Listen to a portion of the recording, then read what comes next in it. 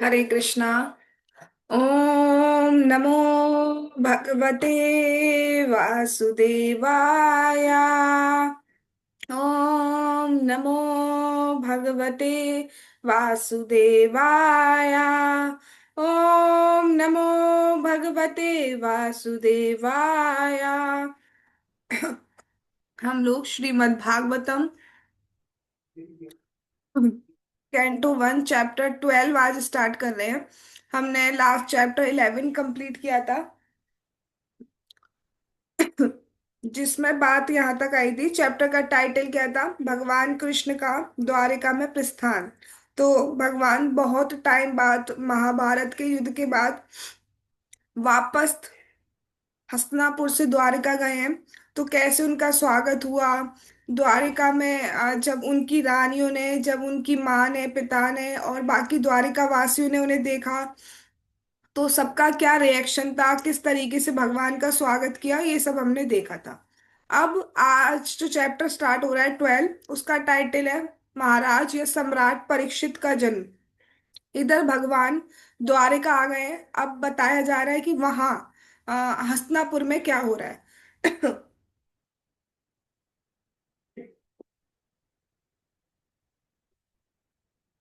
ये सब तो हम जानते हैं कि जब भगवान आ रहे थे पहले, तो अश्वत्थामा ने ब्रह्मास्त्र छोड़ दिए थे। 5 पांडव पे ब्रह्मास्त्र और एक उत्तरा पे, क्योंकि उत्तरा के घर में महाराज परीक्षित थे। तो उत्तरा दौड़ती दौड़ती भगवान के पास आती है, प्रेयर्स करती हैं कि मुझे कुछ हो जाए उसका दिक्कत नहीं है, बट बच्चे को कुछ नहीं होना चाहिए। तो भगवान स्वयं उनके घर में जाके उनकी रक्षा करते हैं। ठीक है, और रक्षा करने के बाद अब बहुत टाइम बाद भगवान वहां रहते में, उसके बाद वापस आ गए। अब महाराज परीक्षित का वहां पे जन्म होता है। तो देखिए क्या होता है, किस तरीके से इतने स्पेशल है महाराज परीक्षित। क्या उनको लेके भविष्यवाणी हुई। जब मतलब बच्चा पैदा होता है ना, तो उनको देख के क्या जो ब्राह्मण थे उन्होंने भविष्यवाणी की। और कितने सुंदर भक्त हैं महाराज परीक्षित, जिनके श्रीमुख से, जिनके कारण ही श्रीमद् भागवतम का प्राकट्य मतलब जिसको भगवान ने उनको निमित्त बनाया है कि श्रीमद् भागवतम सुनने के लिए। तो उनको हम स्टार्ट करते हैं।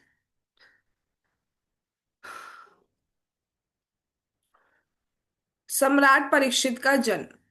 शौनका उवाचा। अश्वत्थाम्नोपसृष्टेना ब्रह्मशिष्णुरुतेजसा उत्तराया हतो गर्भा ईशेना जीविता पुनः। पढ़िए आयुषी, पढ़ो।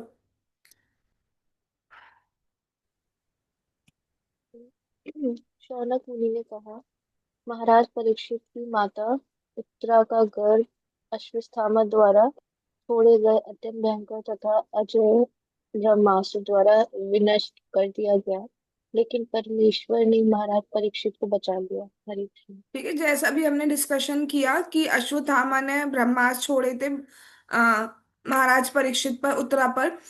लेकिन भगवान क्योंकि वहां थे, और नहीं भी होते तो भी उनके भक्त याद करते तो भगवान वहां आ जाते। तो भगवान ने उनकी रक्षा की, परीक्षित महाराज को बता दिया। दो जगह बात आती है। एक जगह कहते हैं कि आ, जो परीक्षित महाराज थे वो ब्रह्मास्त्र से पूरी तरह जल रहे थे, बहुत बुरी तरह जल रहे थे, क्योंकि वो बहुत हीट प्रोड्यूस कर रहा था। तो भगवान ने जाके उन्हें बहुत ठंडक प्रदान किया। दूसरी जगह ये भी कहा जाता है, आ, कुछ आचार्य ये भी कहते हैं कि वो मर ही गए थे परीक्षित महाराज। लेकिन भगवान तो भाई किसी को भी कुछ भी कर सकते हैं। तो भगवान ने वहां पे जाके उनको वापस से सही कर दिया, वापस से जला दिया था। ऐसा का दोनों दोनों जगह, और दोनों हम कुछ भी बात स्वीकार करें, इतनी बात समझनी चाहिए, भगवान ने उनकी रक्षा की, उनको बचा लिया।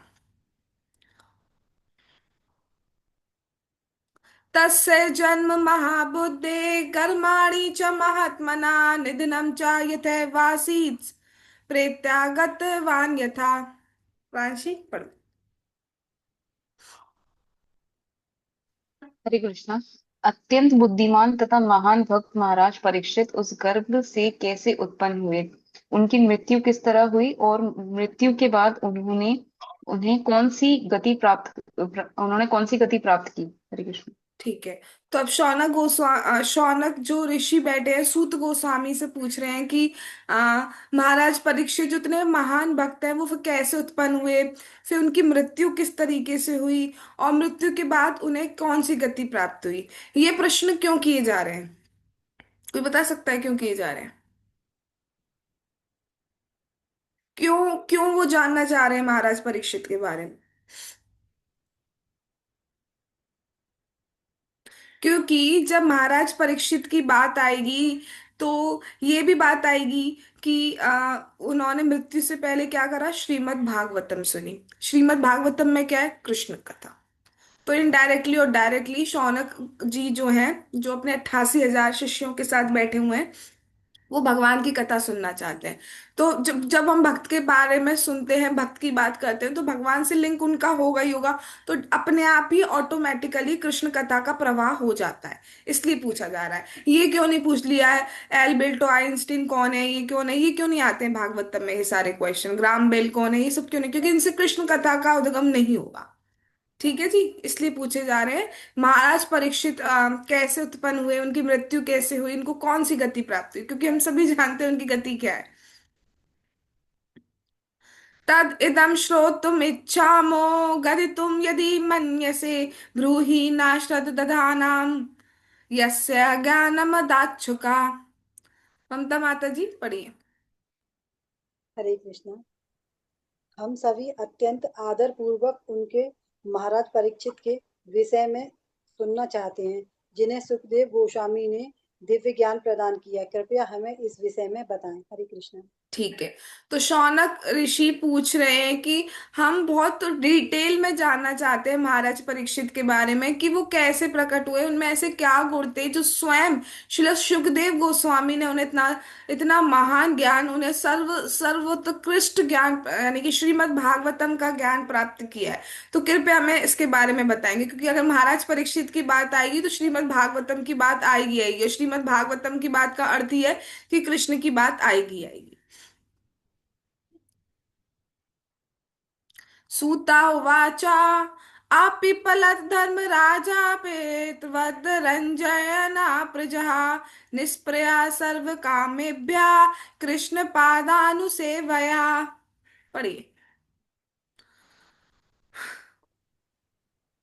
श्री सूत गोस्वामी ने कहा, सम्राट युधिष्ठिर ने अपने राज्यकाल में सबों के ऊपर उत्तरा उदारता पूर्वक शासन चलाया। वह उनके पिता तुल्य ही थे। उन्होंने उन्हें कोई व्यक्तिगत आकांक्षा ना थी और भगवान श्री कृष्ण के चरण कमलों की निरंतर सेवा करते रहने के कारण वे सभी प्रकार की इंद्रिय तृप्ति से विरक्त थे। ठीक है। तो अब जन्म के बारे में स्टार्ट करने से पहले ही भूमिका बैकग्राउंड क्रिएट कर रहे हैं कि अभी क्या चल रहा है एट प्रेजेंट। क्या चल रहा है, युधिष्ठिर महाराज राज्य कर रहे हैं। भगवान युधिष्ठिर महाराज को ही तो छोड़ के आए हैं राज्य करने के लिए। तो बताया जा रहा है कि युधिष्ठिर महाराज बहुत अच्छे से राज्य कर रहे हैं। मतलब अपनी प्रजा को प्रजा की तरह नहीं, अपनी संतान की तरह पालन पोषण कर रहे हैं। हाँ, ये तो डिफरेंस देखा जाता है कि अपने पुत्र में और दूसरे के में थोड़ा सा भेद, थोड़ा सा डिफरेंस हो ही जाता है।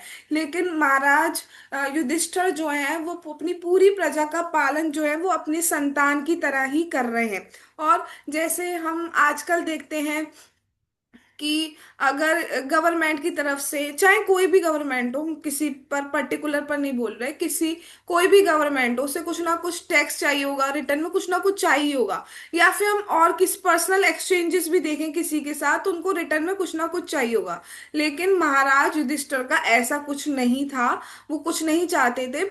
इवन वो शासन भी इसलिए कर रहे थे क्योंकि भगवान ने कहा है। तो उनका पूरा ध्यान हर समय भगवान की सेवा करने में रहता था, और वो पूरी तरीके से इंद्रिय तृप्ति से विरक्त थे। देखिए, देखने में लग सकता है कि राजा महाराज युधिष्ठिर के पास कितना पैसा है। मतलब एक देश के नहीं, दो देश के नहीं, पूरे के पूरे वर्ल्ड के राजा हैं। और इतने तो देखने में लगेगा भैया किसी के पास दो घर हो, बहुत बड़े बड़े घर हो, तो हम उसे कहेंगे कि ये विरक्त है। हम तो विरक्त उसी को कहेंगे ना जिस पे कोई कुटिया में रह रहा हो, झोपड़ी में रह रहा हो। यहाँ पर देखिए उनके पास सब कुछ है। उनकी मतलब अपनी पत्नी के साथ रह रहे हैं, नौकर चाकर लगे हुए हैं, राज्य कर रहे हैं, पालन कर रहे हैं, वेश भी वैसा धारण कर रहे हैं, लेकिन स्टिल सबसे विरक्त हैं। क्यों? क्योंकि जो कुछ भी कर रहे हैं उस वक्त कॉन्शियसनेस यही है कि मुझे कृष्ण की सेवा करनी है। तो इम्पोर्टेंट हमारे लिए क्या है? कृष्ण की सेवा। तो हम जिस भी स्टेट में है, कृष्ण की सेवा करना हमारा सबसे प्रथम कर्तव्य है, जरूरत है। हमसे यही एक्सपेक्ट किया जाता है, और ये हम नहीं कर रहे हैं तो अभी बहुत झालमूल चल रहा है हमारा। मतलब अच्छे से सिंसियरली अभी हम भक्ति नहीं कर पा रहे हैं, फर्स्ट प्रायोरिटी हम नहीं दे दे पा रहे हैं। और इवन कल मैं एक चीज देख रही थी, उसमें श्रीला प्रभुपाद के बिल्कुल लास्ट वर्ड्स, जब बिल्कुल वो अब वो लोग धाम वापस जा रहे हैं, उस टाइम लास्ट वर्ड्स में भी वो यही बोलते हुए जा रहे हैं कि early morning, wake up early morning, ये कितना इंपॉर्टेंट है। वेकअप अर्ली मॉर्निंग, अटेंड मंगल आरती, प्रसादम, जाप, कथा, ये कुछ चीजें हैं जो उन्होंने बिल्कुल लास्ट जो वर्ड्स हैं उसमें भी बोली है। आप लोग खुद सर्च करके सुन सकते हैं। मेरा कुछ इसमें वो नहीं है कि मैं अपना वर्ड ऐड कर रही हूँ, सेम रिपीट कर रही हूँ वर्ड, उसमें भी प्रभुपाद जी ने कहा है। तो हमारी प्रायोरिटी क्या है, ये दिन की शुरुआत में पता चल जाता है। अब बिल्कुल ही जिसका नाइट शिफ्ट हो गया है और कोई बिल्कुल ऐसे 3 बजे स्टार्ट हो रही है जॉब, 6 बजे लटकते लटकते घर आ रहे हैं, तो उनसे तो क्या ही कहा जाएगा। ठीक है, बट हम सबकी ये मजबूरी नहीं है, तो उस हिसाब से हमें अपनी जिंदगी एडजस्ट करनी चाहिए। ठीक है, आगे चलते हैं।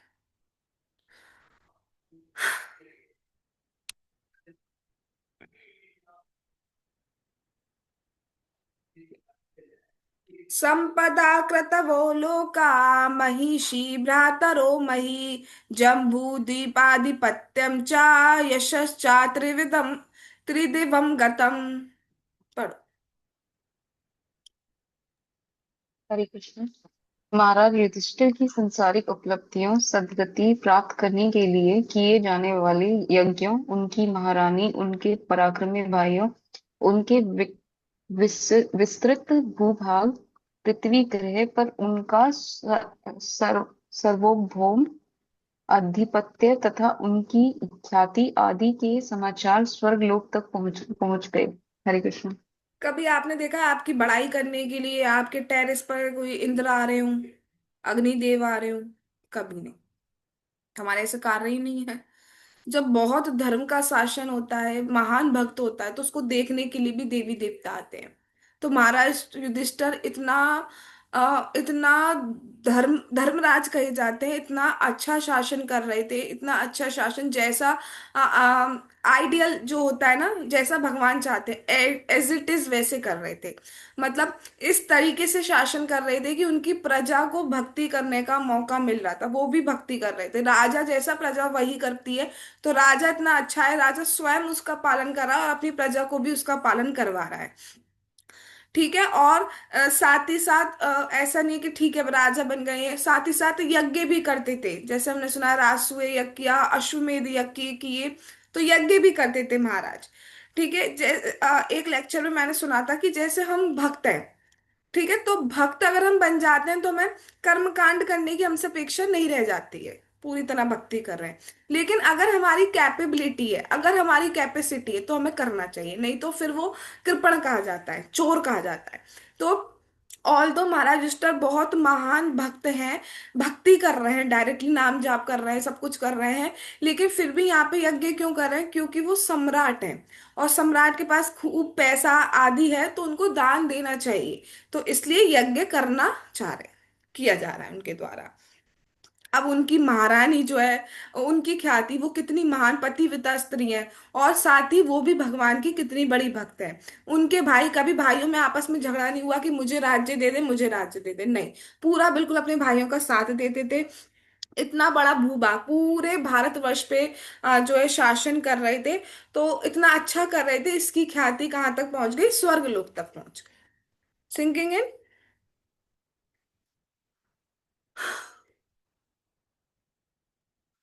किम ते कामासुरस्पाया मुकुन्दा मनसो द्विजा अधिजर्हु मुदं राज्ञा क्षुधितस्य यथेतरे। हरे कृष्ण। हे ब्राह्मणों, राजा का ऐश्वर्य इतना मोहक था कि स्वर्ग के निवासी भी उसकी आकांक्षा करने लगे थे। लेकिन चूंकि वे भगवान की सेवा में तल्लीन रहते थे, अतएव उन्हें भगवान की सेवा के अतिरिक्त कुछ भी तुष्ट नहीं कर सकता था। हरे कृष्ण।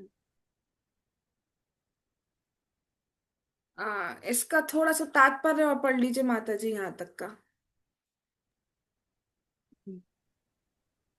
संसार में दो वस्तुएं होती हैं जिनसे जीवों की तुष्टि हो सकती है। जब कोई भौतिकता में डूबा हुआ रहता है तो वह इंद्रिय तृप्ति से ही तुष्ट होता है, किंतु जब कोई भौतिक गुणों से मुक्त होता है तो वह भगवान की तुष्टि के लिए प्रेमामयी सेवा करके ही तुष्ट होता है। हरे कृष्ण। हरे कृष्णा। ठीक है।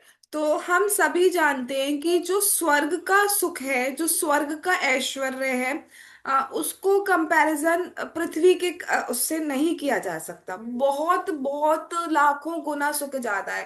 वहां पे देखिए, जैसे सुना है इतना बड़ा जामुन है कि उसकी नदी भी बहती है। और ये तो सिर्फ एक बता रहे, अनेक अनेक सुख हैं। गर्मी ठंड ऐसा नहीं मौसम वहां पे रहता है।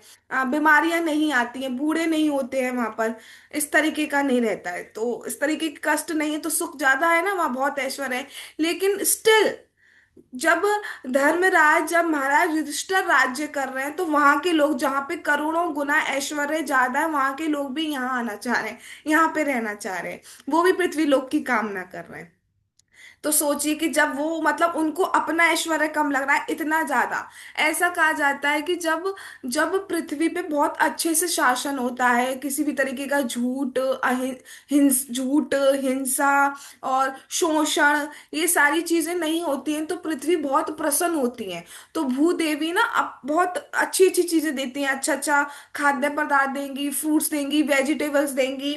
समुद्र जो होंगे खुश होकर वो रत्न देंगे। इस तरीके से बढ़िया बढ़िया रहता है सब कुछ। तो महाराष्ट्र तो बहुत बढ़िया कर रहे थे, ना कोई लालच है, ना लोभ है, ना मोह है, ना मद है, ना मात्सर्य है, किसी को किसी से ईर्ष्या नहीं है, कुछ भी नहीं है। हाँ, तो इतना ऐश्वर्य पृथ्वी पर आ गया था कि स्वर्ग के जो देवी देवता हैं वो भी कह रहे हैं हमारे पास कुछ नहीं है, हमें तो महाराज युधिष्ठिर के राज्य में जाना है। लेकिन इतना सब कुछ होने के बावजूद भी जो महाराज युधिष्ठिर हैं, उन्हें इन सबसे कुछ भी मतलब नहीं था। क्यों? क्योंकि वो भगवान की सेवा में तल्लीन थे। तो अभी जैसे तात्पर्य में शिला प्रभुपाद बता रहे हैं, दो तरीके से तुष्टि हो सकती है। या तो जो बिल्कुल भौतिकता में माया की सेवा कर रहा है, उसकी तृप्ति माया के पदार्थों में जो टेम्परेरी है, इन सब में होगी। और जो भगवान की सेवा में लगा है, उसकी तृप्ति भगवान की सेवा भक्ति करने में ही होती है। भक्ति करने का रिजल्ट क्या है? भक्ति करने का रिजल्ट है भक्ति ही। कि भक्ति करने में आनंद बढ़ता चला जाता है, भक्ति करने का रिजल्ट ही भक्ति है, भगवान ही है, मतलब यही है।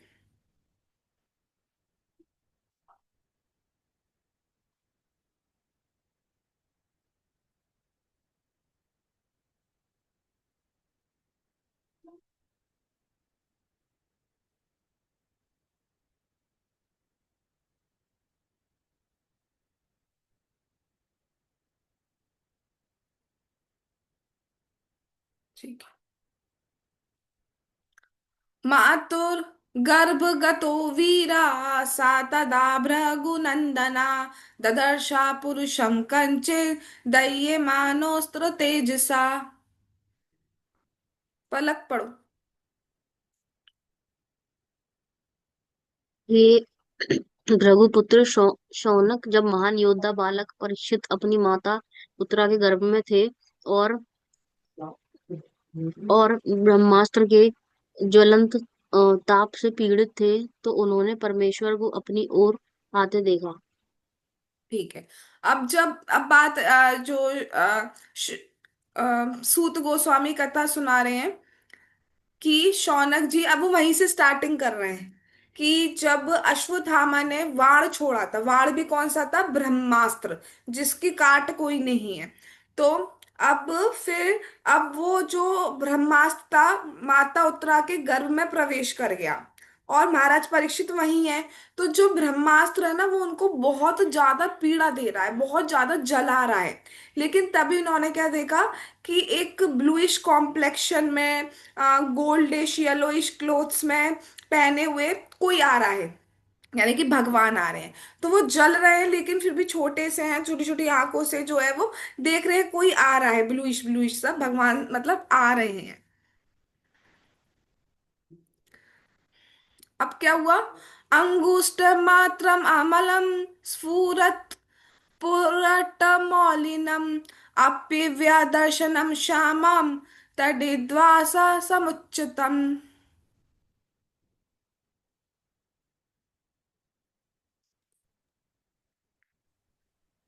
वे भगवान केवल अंगूठा भर ऊंचे थे, किंतु वे थे पूर्णतः देह।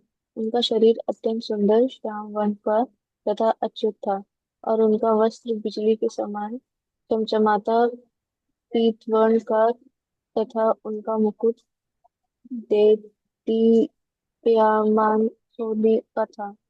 बालक ने उन्हें इस रूप में देखा। ठीक है। तो माता के गर्भ में प्रवेश कर रहे हैं तो विराट रूप में तो प्रवेश करेंगे नहीं कि फट जाए पेट। ठीक है। तो भगवान अंगूठे जितना, इतने साइज, इतने छोटे से होके गए हैं भगवान। तो परीक्षित महाराज देख रहे हैं कि बिल्कुल ऐसे इतने छोटे से, इतने छोटे से आ रहे हैं। और भले ही भगवान छोटे आ जाए, बड़े आ जाए, नॉर्मल आ जाए, जैसे भी आ जाए, रहते हमेशा ही दिव्य हैं। और कैसे हैं? बहुत, इतने छोटे भी बहुत सुंदर लग रहे हैं। श्याम वर्ण के हैं, अच्युत है, मतलब कभी चूकते नहीं है। और बिजली के समान उनका जो वस्त्र है, देखिए जैसे जब बादल हो रहे होते हैं उसमें लाइट चमके, तो उसी तरीके से बताया जाता है। ब्लूइश कॉम्प्लेक्शन है जिसको बादल का कंपैरिजन करा जा रहा है। और जो भगवान के वस्त्र हैं वो येलो है, लेकिन ब्लूइश कॉम्प्लेक्शन पे वो ऐसा लग रहा है बिजली हो, चमक रहे हैं। और भगवान का मुकुट, मुकुट भी गोल्डन है, और मतलब गोल्ड का ही बना हुआ है, वो भी जो है बहुत चमक रहा है। तो इतने छोटे से भगवान को महाराज परीक्षित ने देखा कि उनके पास आ रहे हैं। श्रीमद दीर्घ चतुर्बाहुं तप्त कांचन कुंडलम छताजाक्षम गदा पाणिम आत्मना सर्वतो दिशम परिभ्रमंतम उल्काभाम भ्रामयंतम गदा मुहुः। हरे कृष्ण। भगवान चार भुजाओं से युक्त थे। उनके कुंडल सोने के थे तथा आंखें क्रोध से रक्त जैसी लाल थी। जब वे चारों ओर घूमने लगे तो उनकी गदा उनके चारों ओर गिरते तारे उल्का की भांति निरंतर चक्र लगाने लगी। हरे कृष्ण। ठीक है। तो भगवान वहां पे दो भुजा लेके नहीं, चार भुजा लेके प्रकट हुए हैं। क्यों भैया?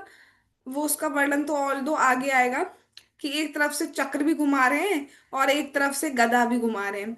तो अब महाराज श्री कहते हैं कि दोनों क्यों लेके जा रहे हैं? क्योंकि भगवान सोचे बाई चांस वैसे ऐसा कभी नहीं होता, बाई चांस एक काम नहीं किया तो दूसरा तो काम कर ही जाएगा। क्योंकि लेकिन मतलब अपने भक्त को लेके इतने ज्यादा भगवान, भगवान ये भी भूल जाते हैं मैं भगवान हूँ। भगवान को ये भी नहीं याद रहता मैं भगवान हूँ। तो अपने भक्त को लेके इतने ज्यादा चिंता में आते हैं कि ऐसा नहीं हो कि एक से वो हो जाए तो दोनों लेके चलो। इसलिए भगवान चतुर्भुज रूप में वहां पे गए। हम्म। अब जैसे कि हमको जैसे आ, एक एग्जाम्पल महाराज जी देते हैं कि पुलिस ऑफिसर है, कोई बहुत बड़ा पुलिस ऑफिसर, ठीक है। उसके पास गन वन सब कुछ है। अब वो सपोज कहीं जा रहा है तो उसकी माँ कहती है, उनकी माँ कहती है कि बेटा रात हो गई है, ध्यान से जाना, चोर उचक के घूम रहे हैं। अब बताओ, जो बहुत बड़ा पुलिस ऑफिसर है, गन वन है, गार्ड वार्ड उसके संग चलते हैं, उसके लिए कोई बड़ी बात थी? लेकिन फिर भी माँ उस तरीके से चिंता करती है, वात्सल्य का भाव होता है।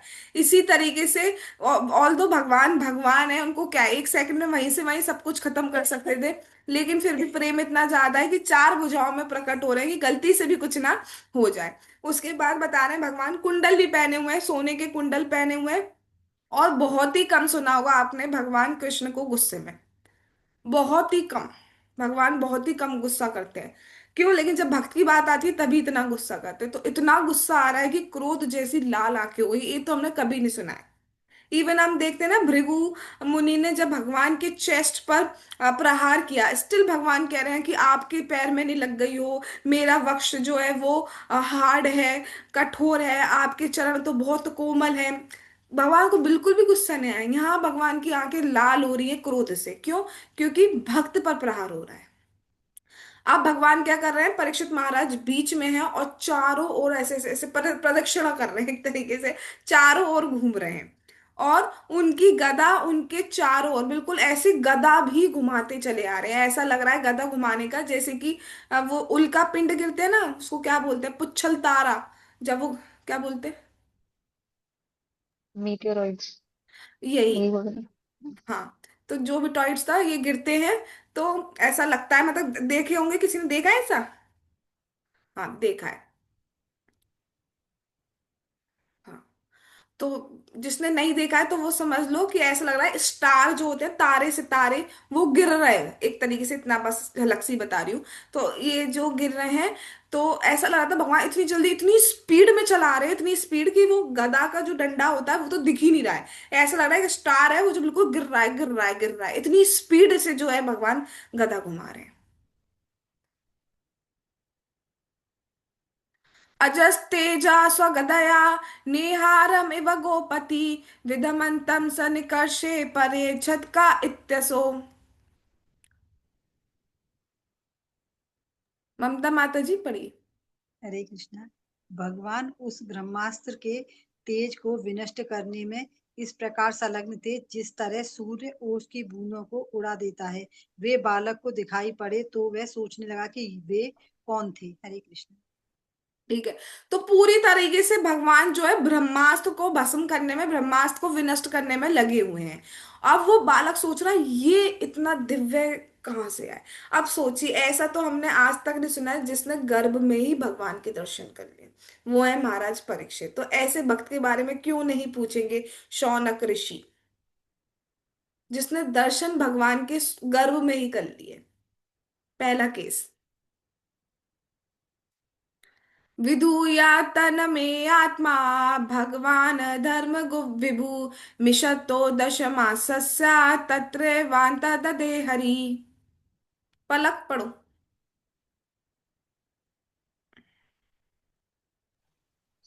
इस प्रकार बालक के देखते देखते प्रत्येक जीवन के परमात्मा तथा धर्म के पालक पूर्ण पुरुषोत्तम भगवान जो सारी दिशाओं में व्याप्त है और काल तथा देश की सीमाओं से परे हैं, तुरंत अंतर ध्यान हो गई।